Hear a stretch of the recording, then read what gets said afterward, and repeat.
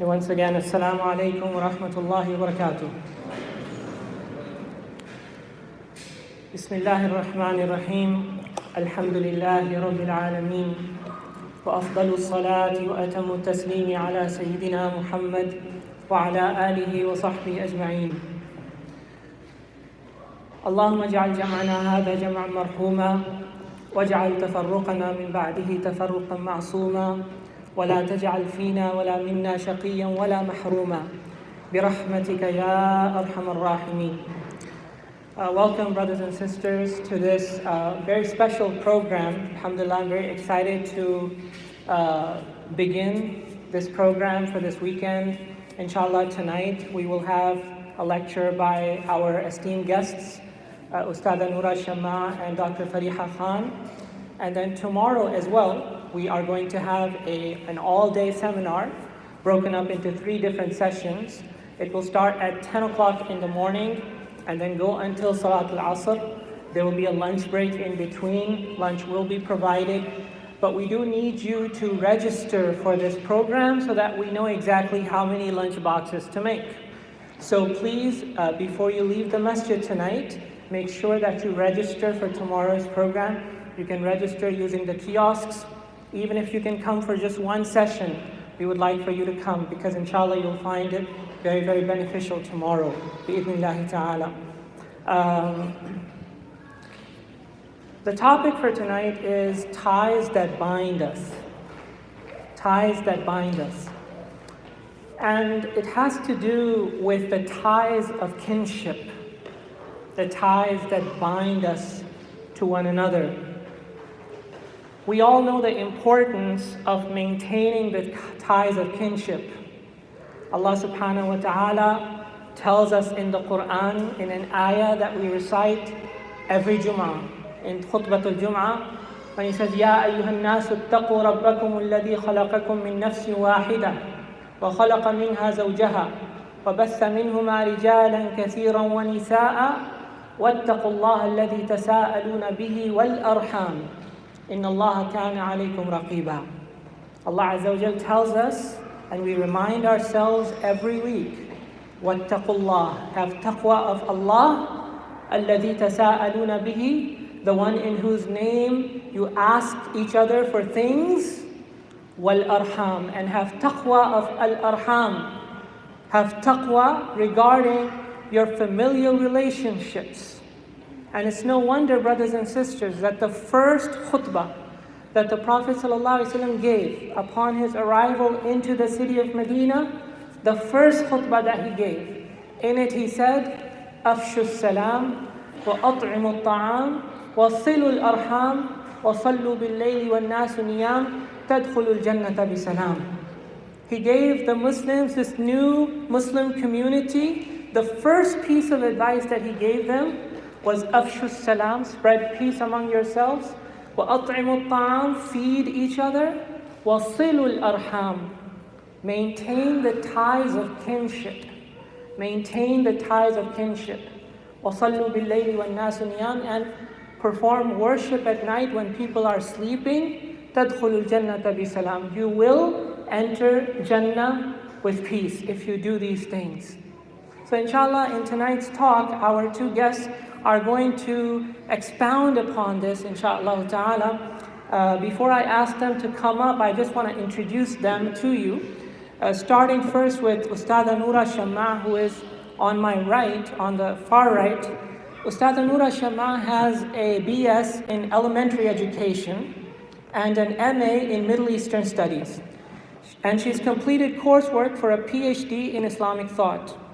After spending 2 years studying with scholars in the US, she relocated to Amman, Jordan in 2003, where she's been studying Islamic sciences including Hanafi fiqh, Aqidah, Arabic, Hadith, and Tasawwuf with traditional scholars that include Sheikh Nuh Keller, Sheikh Ashraf Munib, and Ustada Besa Krasniki.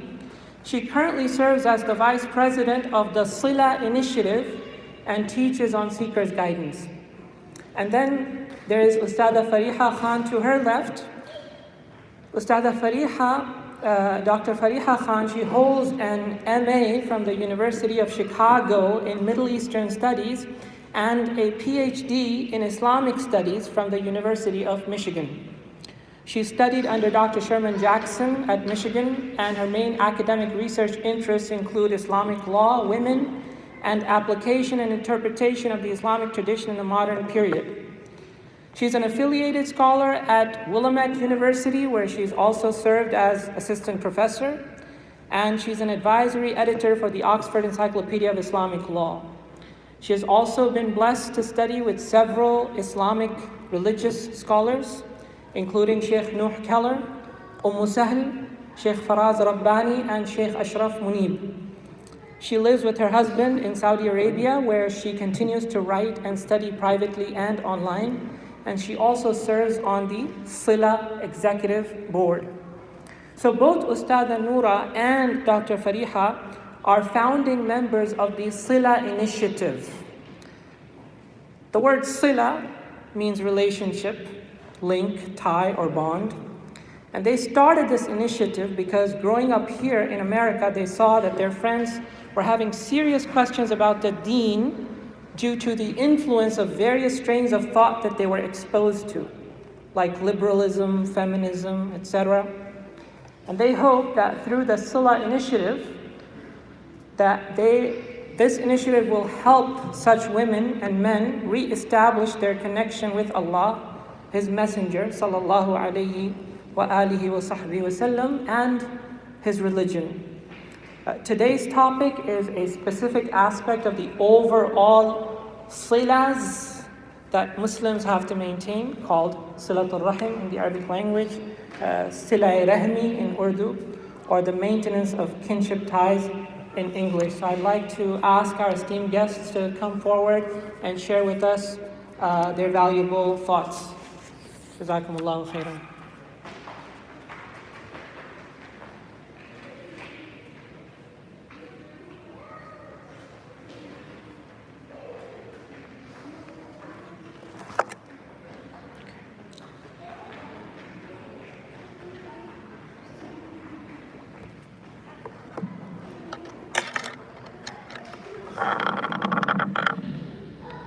Assalamu alaikum, everyone.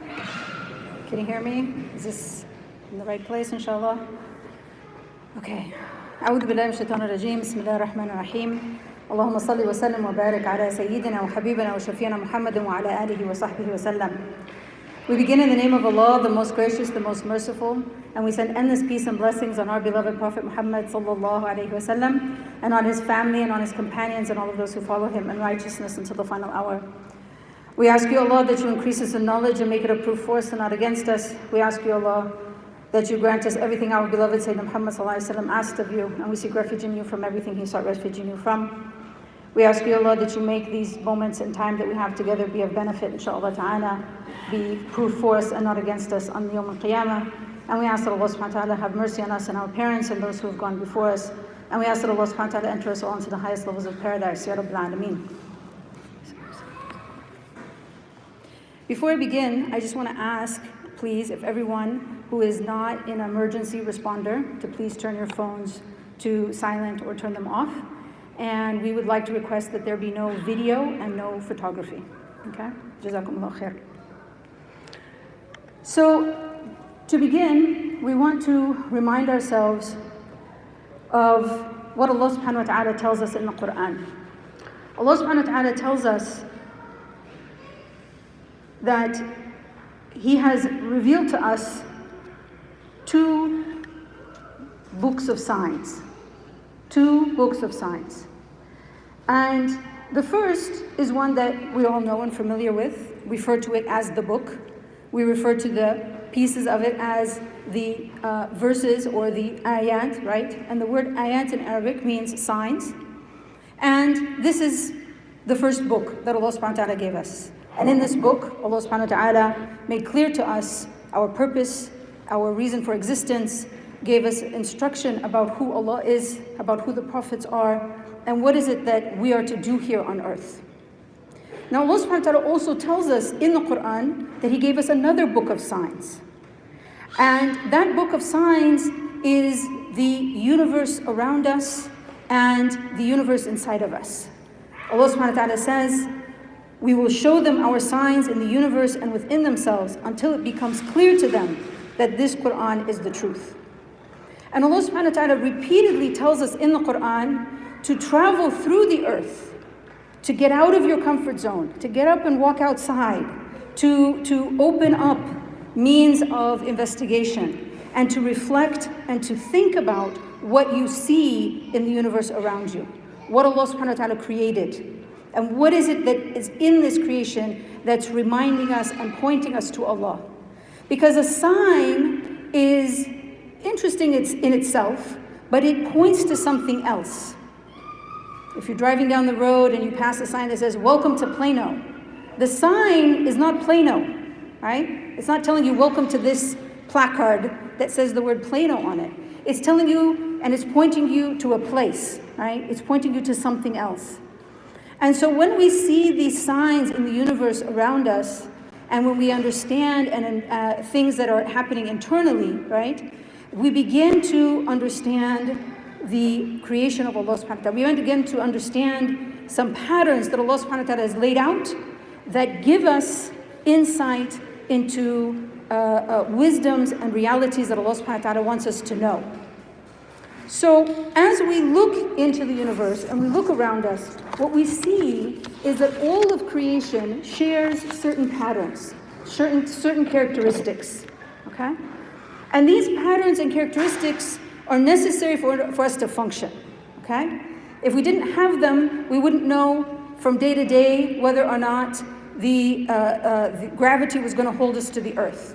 One day it works and we can walk upright, and then the next day it's it's on full power, and all of a sudden you can't move except by crawling on the ground. And then the next day it doesn't work, and you have to tie yourself to the ground, right? You have to anchor yourself to things, right? So these patterns are there so that we know how to operate and that we understand the nature of things and the nature of the creation of Allah subhanahu wa ta'ala. So when we look at these, what we see is that every single thing in existence is a creation. And creation all has similar qualities and characteristics. The very first is that they didn't exist and they came into existence, right? They were non-existent and then Allah subhanahu wa ta'ala brought them into existence. And everything has a lifespan. Some of those lifespans are billions of years long, and some of them are very short, right? The stars have billions years worth of life, and the fruit fly has a 24-hour lifespan, right? But everything in the universe has these characteristics and qualities. Now, when we look at certain systems, we find a level of intricacy and complexity, right, that points to the majesty of Allah subhanahu wa ta'ala. So, let me give you an example. There's two examples I want to mention. We'll see whether we get to both of them today or not. We don't have a lot of time. But the first one is deep in the jungles of South America, there is a society, a very highly structured society. It has a ruler at the top. It has an army. It has workers. It has caregivers. And it has the young. Okay, the infants that need to be taken care of. And the whole structure is there to safeguard and ensure that the young survive, that they grow, and they reach maturity, and the cycle continues. Now, this is not a human society. This is a society of ants. These are called the leaf-cutting ants. And the leaf-cutting ants only collect one particular type of leaf. But they don't eat that leaf. They take it deep into the ground, and they deliver it to the nursery. And there, the nursery caregivers, they chew up the leaf. They don't eat the leaf either. And they spit it out. They get nutrients from the sap that comes from the leaf. Now that chewed up leaf grows a fungus. And that fungus is the only thing that the larvae eat. It's the only thing that the baby ants eat. This is how they survive. Okay? The army of ants, the soldier ants are there to protect them, to ward off any danger, right? The entire system is there to take care of and nurture these nurseries of these larvae. Now Allah subhanahu wa ta'ala, right, showed us this, created this, shows us this intricacy of a system, right, which shows us Allah subhanahu wa ta'ala's power. It shows us Allah subhanahu wa ta'ala's divine capacity. It shows us the interconnectedness of things. And it should point to us that if Allah subhanahu wa ta'ala created this type of detailed, complex system for the ants, do we not think then and understand that Allah subhanahu wa ta'ala has created this for us? Okay? This is something for us to reflect on, right? So it's kind of like, oh, that's cool, and we learn this in science or biology class or zoo class or whatever it is, and we think that's really interesting. But the point for a Muslim isn't, that's really interesting. The point for the Muslim is, what does Allah subhanahu wa ta'ala want me to learn from this? What are the wisdoms that I can take from this? Okay? Now another example, quickly, is trees. Now I love trees. I'm a tree hugger. And that's a literal reality, and it's something beneficial. That's another subject. But trees are very interesting. For a long time, people just saw them very utilitarian, right? We need the wood, we cut them down, they regrow, right? We don't think of them as being communities. We don't think of the plants as being in communities or in societies. But what the researchers have discovered is that trees that were natural forests, trees that grew in a natural whole environment that's not been disrupted by human beings, okay, has a very deep social structure.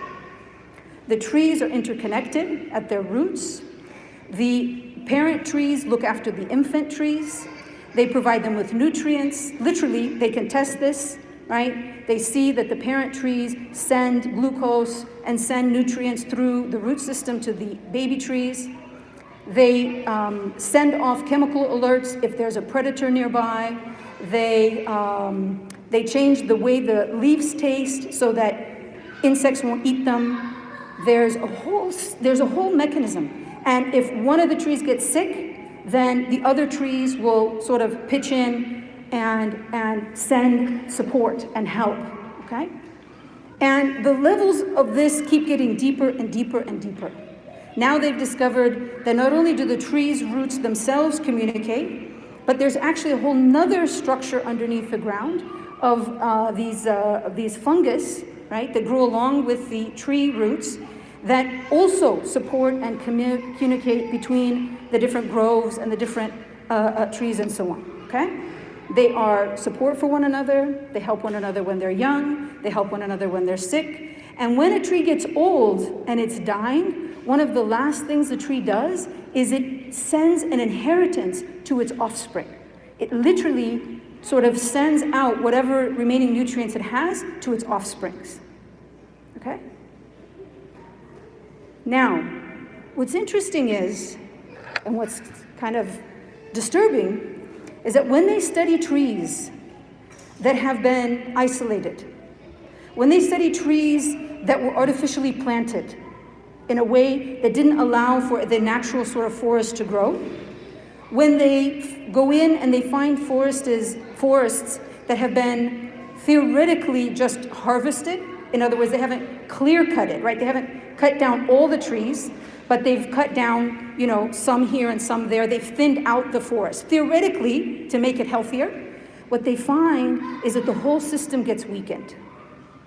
The whole support system disappears, right? It's like if you start removing people's parents, and then you remove their grandparents, and then you remove their neighbors, and you move, right? The more people you take away, the more individuals are taken away from the forest, the weaker the forest becomes.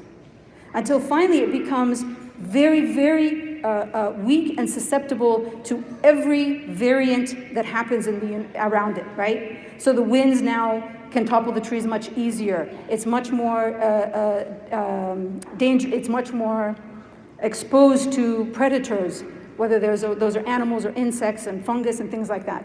Because that whole social network that kept the trees together and communicated and supported one another right, it's gone, right? When humans sort of interfere without really understanding, right, and they start imposing their sort of perception of reality on this system, we have a breakdown, okay? So this information about the trees, by the way, is in a book called The Hidden Life of Trees. It's really interesting. Everybody should read that book. So the point, again, of these examples is for us to understand that these are the patterns that Allah subhanahu wa ta'ala has put in creation for us to understand. And these are the patterns that exist in human life and human societies as well. And when we live in these natural, healthy, organically formed, wholesome family units, right, and extended family units, right, then we have very healthy, productive societies. Look after the weak, take care of an orphan, look after someone who's been devastated by trauma or illness or what have you. Neighbors help each other, right? Things work, right?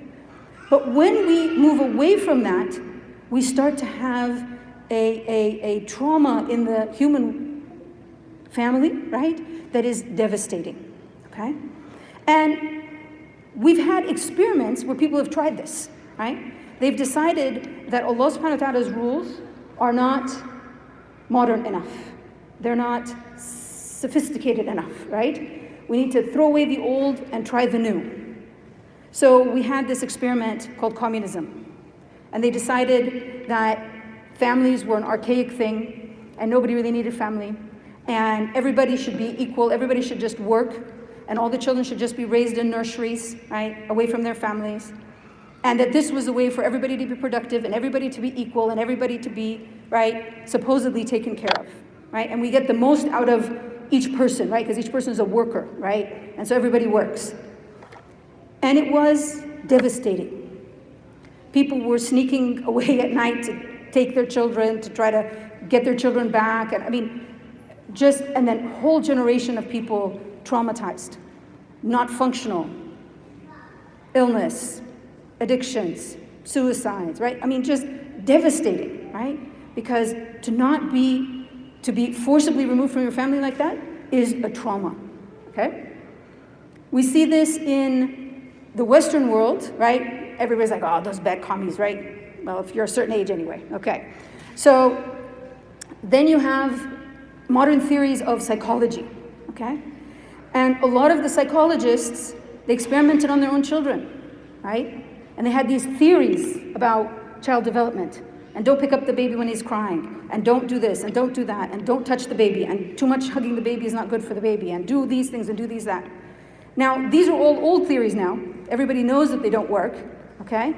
But imagine the poor children that went through that. Again, a whole trauma for a whole generation, okay? Now what's happening is research is discovering that the bond between the mother and the child is very important. Wow. Okay? It's a new discovery. And we have another new one, that fathers are important too. Right? And guess what?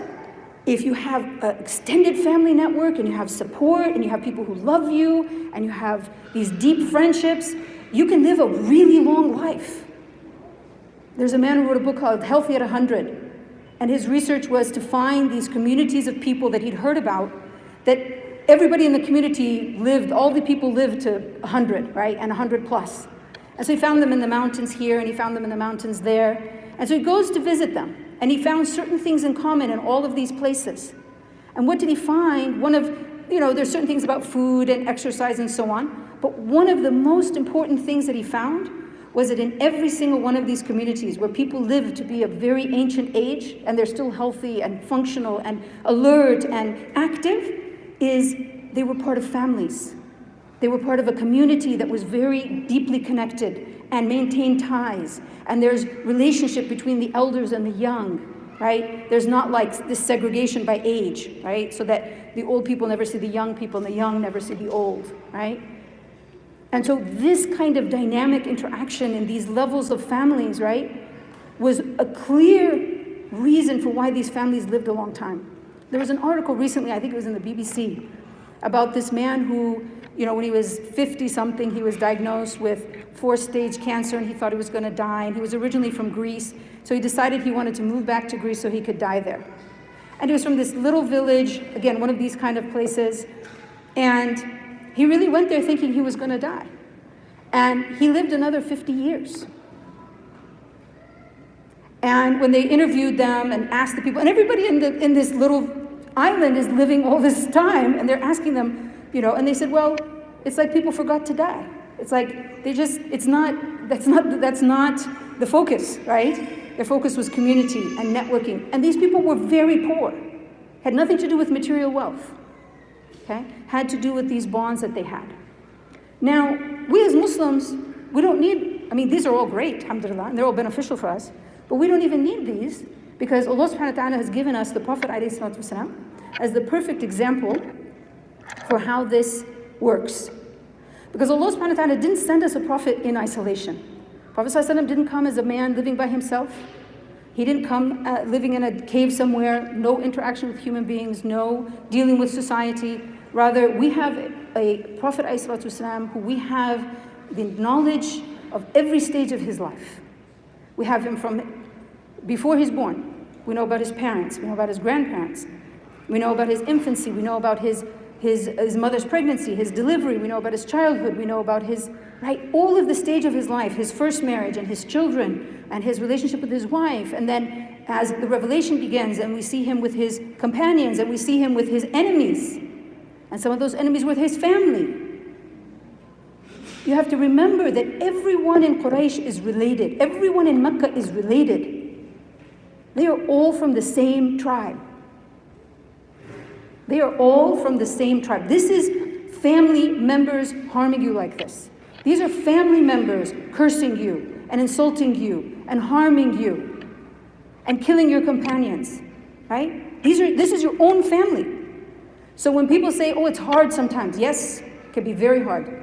Allah subhanahu wa ta'ala said, sometimes your test is in your family, okay? But we see in the Prophet ﷺ how to act no matter what the circumstances. And then we see what happens when you become no longer the oppressed, but you become the ruler. And now you have power, and now you have authority, right? We see him, sallallahu alaihi wasallam, in Medina. And how do you deal with your enemies now? And how do you deal with the people who challenge you? And how do you deal with your neighbors? And how do you deal with every social problem that happens? Not only as a prophet, sallallahu alaihi wasallam, not only as a statesman, but as a person who's part of a family network, right? What do you do when you have family members that are acting a certain way or not acting a certain way? What do you do? Okay? So Allah subhanahu wa ta'ala gave us the perfect example for how to do these things. Now, the last thing I want to mention is that the Prophet ﷺ gave us in his sunnah examples of times when the priorities that we often imagine are incorrect. Our imagination of them is wrong. And these are things that even the Sahaba kind of had to sort out. So a man came to the Prophet ﷺ and asked him about going for jihad, right? Jihad, we know, is one of the highest forms of ibadah. It's a very big sacrifice. It's not an easy thing to do. It's not an easy thing to commit to. And yet the Prophet ﷺ said to him what? He said, is your mother living? And he said yes. And so he said to him, go and serve your mother. Okay? Another time, before the battle of Badr, the Prophet ﷺ is preparing to leave Medina. The Sahaba are coming to kind of put their name on the list, so to speak, that they're going to be in the army. They're going out with him, sallallahu alaihi wasallam. Now they don't know what they're going to face, right? We know that. But they knew that potentially there was going to be a conflict. Potentially there was going to be fighting. And Sayyidina Uthman comes to put his name on the list. But the Prophet ﷺ told him to stay back. Why? He doesn't want Sayyidina Uthman with him. Wal'adhu billah. Sayyidina Uthman put in charge of the city. Somebody else was given that job. What was Sayyidina Uthman told to stay back for? His wife, Sayyidah Ruqayya radiallahu anha, the daughter of the Prophet ﷺ, was gravely ill. She was very sick. And so the Prophet ﷺ told him to stay back and take care of herself.